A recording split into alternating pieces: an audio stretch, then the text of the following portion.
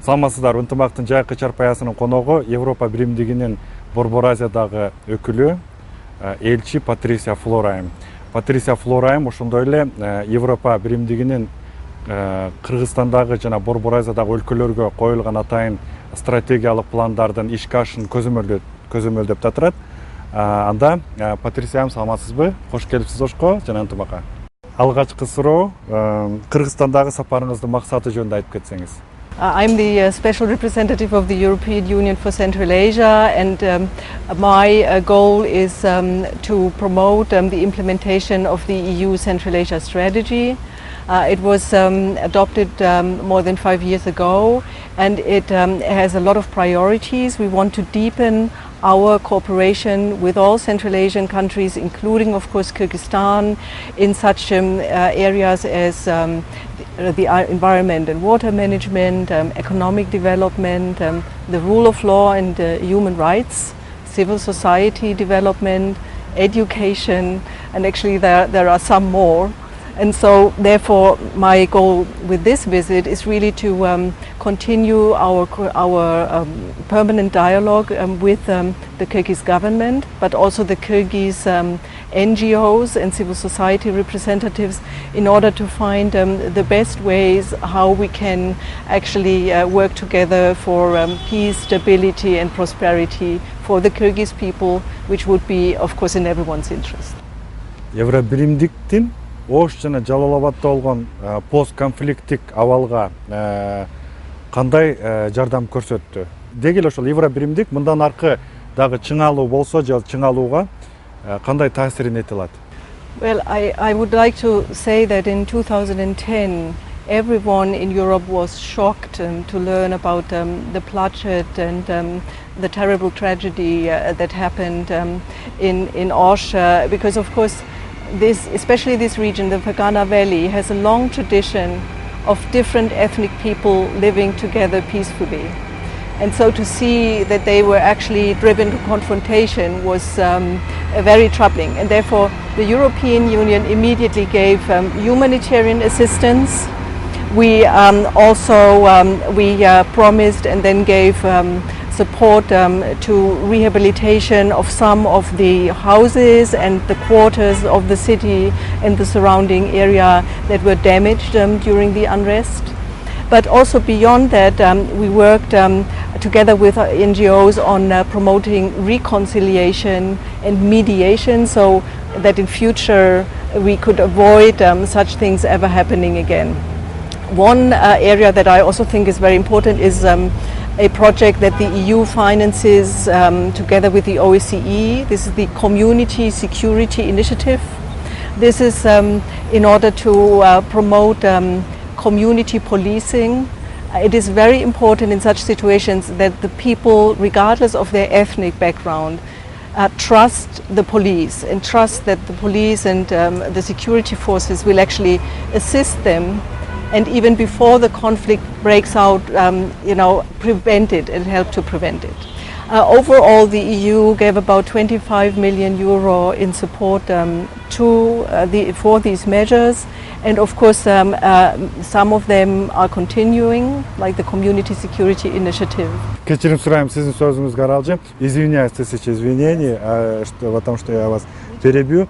Например, мисалы, ошол эле ЭКУК же болбосо Европа коопсуздук кызматташтык уюму же болбосо кандайдыр бир дагы көп эл аралык уюмдар Кыргызстанга ошол милициянын ишин же болбосо тартип коргоочулардын иштерин реформалоо аябай узакка созулуп атат да. Сизге ошондой сезилбейби? Кандай учурда тездетүү мүмкүн? Yes, I agree that you are right that already for many years there have been projects in the area, in the field of police reform. Of course, at the end of the day, we, like the European Union or other donors, we can assist your government, your local authorities in doing reform. But of course we cannot ourselves do the reform.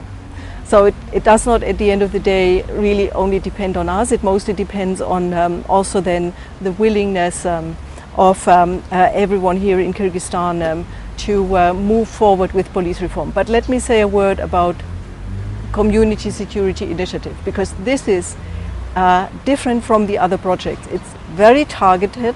It means that there are now police officers from European countries that have their own experience, but also from the Balkans and from other regions. And they work in Osh, in Batken, in Jalalabad with the local police officers. And they go with them through the different neighborhoods and work with them and the people in the neighborhoods in order to, establish understanding of what their roles are and where a conflict starts and what can be done by the police. So I do think this is a very concrete, on-the-ground project. And therefore, and I've spoken also with the leader of that particular project about a year ago, and he says that his feeling is that the trust and confidence among these people in the local communities and with the police has actually increased. Of course, it doesn't solve other problems, but therefore let me say that the EU, we know that security, stability only can be achieved if you also promote social and economic development.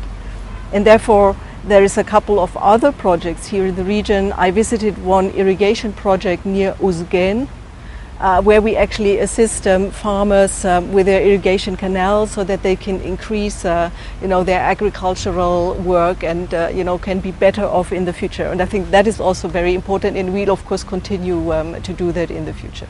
Сиз Казакстанда буга чейин бүгүнкү Кыргызстандагы сапарыңызга чейин сиз Казакстанда, Өзбекстанда болуп келдиңиз. Мына учурда Ош шаарында жүрөсүз.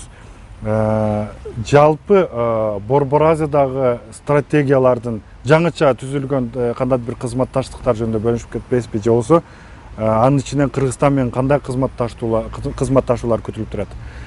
First of all, the main goals that the European Union has for the region, it's really to promote regional cooperation within the region, because of course the European experience is that by working together more closely, by yes, making your borders more secure, but also opening them for trade, for cultural contact, for people to cross, you do actually enrich your own opportunities. You also, your economy can grow better. So therefore, what we see as overall goals is really also to promote this type of cooperation. We have created 3 platforms already where all of the Central Asian countries come together with the EU. There is a platform on water and environment, there is a platform on education, and there's a platform on rule of law. And of course, once a year we also have the ministerial meeting, and Catherine Ashton, the High Representative of the European Union for External Affairs and Security, she visited the region last November, as you know.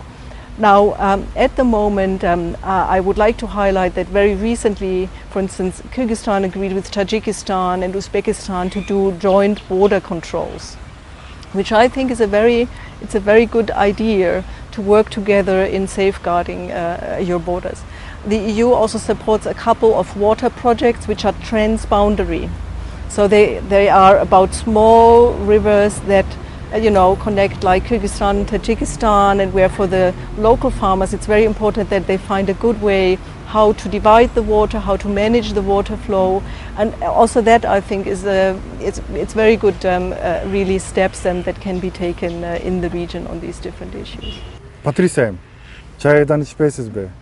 Кийинки суроо, сиз кандай ойлойсуз? Албетте дагы да биздин региондогу орчундуу суроо бул. Сиз кандай ойлойсуз? Афганистандан чет өлкөлүк аскерлерди чыгарып кетүү Борбор Азияга кандай таасирин берет? Деги таасирин береби? First of all, I would like to underline that how much the withdrawal from Afghanistan will really influence the situation in Central Asia is not independent of our own policies and actions. That I mean to say that of course we know that there are transnational threats even today, which some of them come from Afghanistan, they go through Central Asia, and actually they come to the European Union, such as drug trafficking or illegal migration, or terrorism and terrorist groups. So actually, so this is not new. And in the sense it will not be a new phenomenon when the withdrawal takes finally place next year. Also, I would like to underline that the European Union and many in the international community are committed to continue their work and their engagement in Central Asia and in Afghanistan beyond 2014. So that means that while, yes, troops will be withdrawn, but for instance, the European Union has already committed to supporting a number of very big confidence building measures between Afghanistan and all the countries in the region. So therefore I think that while I do see that there are some risks, yes, of course there can be, some elements of, destabilization. But at the same time, if we can create a coalition of everyone in the region together with the international community, then I think we can really prevent a lot of these risks really manifesting themselves. And therefore the Istanbul process, the Heart of Asia meetings where all the countries in the region actually agree what should be done, infrastructure, railroads, electricity lines, commercial opportunities, and so forth. These are the areas where I think that we must now increase our cooperation. The European Union started a high-level security dialogue with all countries of Central Asia, and so your Deputy Minister for Foreign Affairs, Mr. Otto Bayev, he came to Brussels in early June. We had this meeting and we looked at all of the different threats and decided on a couple of steps that we would like to take. Among them, there will be a new drug action plan between the European Union and Central Asia in order to fight the drug trafficking, but also the drug use, because drug use also exists, of course, in Central Asia. There will be a meeting about border security in Ashgabat in early October in order to coordinate what the different projects do. Like the EU has this program BOMCA, Border Management in Central Asia, which we would like to continue also in the future and to enhance so that we can increase security here. And we will also start an expert dialogue about terrorism so that we can better cooperate within the region, but then also with others against the terrorist threat and extremist violence. Last word on this, I think that of course the countries here in Central Asia, if they do institutionalize rule of law, if there is freedom of religion, human rights of minorities are respected, if the police and the security organs work also within that framework, then of course there are much better chances also to avoid any radicalization or to avoid that actually your country or society can be destabilized. So that also is of course from our point of view very important. Балким сиз азыр эле таанышып чыккан ынтымак көп тилдүү диалогко чакырган телерадио компанияда ишкананы жолуктурсаңыз керек же жолуктурбадыңызбы? Деги эле ушундай сиздин оюңузча ушундай массалык маалымат каражаттары аймактагы тынчтыкты сактап калуу иштерине кандайдыр бир деңгээлде таасирин тийгизе алабы же жардамын бере алабы? Yes, I think that actually to have radio and television programs in several languages really is very important, because I give you an example, like you know that of course France and Germany fought many wars against one another. Today we are united within the European Union, and there of course exists a television channel like Arte. So they are televising in French and in German, and so it's something that unites, and it comes together with many programs where actually one learns the language of the other side, and young people meet, and so they find they get to learn to know each other, and so this is it's a very good actually tool in order to increase understanding between the different ethnic groups. So I'm very happy to be with you today in your program in 3 languages, and I think that especially after the events of 2010, that it's all the more important that people understand each other, and of course language is it's a primary method of understanding. Lastly, of course, from our point of view, while of course there is always a state language, but within, for instance, the Convention on the Rights of Minorities, one aspect is also to preserve and also to promote the languages of all the people living in a certain country. And so therefore you are also contributing to fulfilling this international standard. Кыргызстан жөнүндө деги эле мына Ош тууралуу сиздин таасирлери тууралуу бөлүшүп кетсеңиз, биз мына келдиңиз, бүгүн көрдүңүз. Well, it's a wonderful and it's a beautiful country. We actually drove in the car from Bishkek to Osh. So I had a chance to see your very beautiful mountains, pristine mountains in some cases. And of course, if we talk about Osh and the Fergana Valley, then it embodies the rich history and the rich tradition of this region, which actually is a region that is ancient in historic terms, and that has preserved a lot of this cultural heritage until today. So, I'm always very pleased to be here with you. I enjoy the warm weather, even some might say it's hot, but coming from cold Brussels, this is very welcome.